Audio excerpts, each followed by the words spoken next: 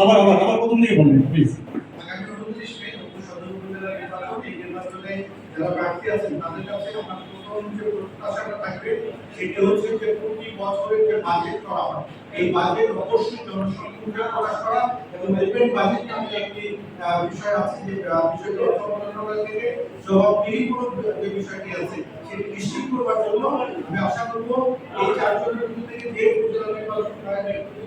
দিতে আসবে উনি জনগণের জন্য আর পরিকল্পিত বাজেট সেই বাজেটটা হবে ওপেন বাজেট এবং সেই ক্ষেত্রে ক্ষেত্র থেকে আরেকটি বিষয় আসবে সেটা হচ্ছে যে আমাদের এখন নারী ভোটার নারী উদ্যোক্তা জনসংখ্যাটা দিকে অনেক বেড়ে যাচ্ছে নারীদের জন্য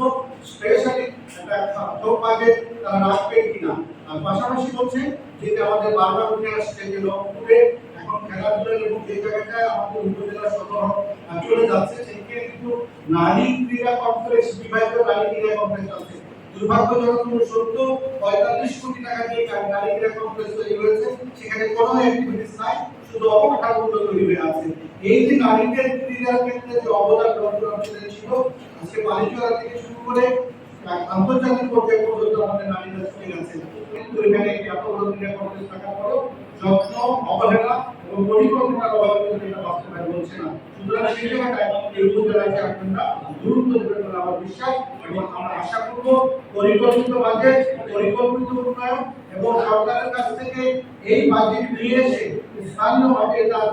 মানে বাস্তবায়ন করা হয় পরিকল্পিতভাবে করা হয় এবং এখানে কিন্তু 5টি ইউনিয়ন সদরের ভিতরেই 5টি ইউনিয়ন আছে একেবারে আমার সিটি কর্পোরেশনের পাশে সুতরাং এই 5টি ইউনিয়নে এখন পর্যন্ত রাস্তা পয় নিষ্কাশন ড্রেনেজ ব্যবস্থা উন্নয়ন হয়নি এই জায়গাটায় তাদেরকে গুরুত্ব দিয়ে কাজ করতে হবে আমার বিশ্বাস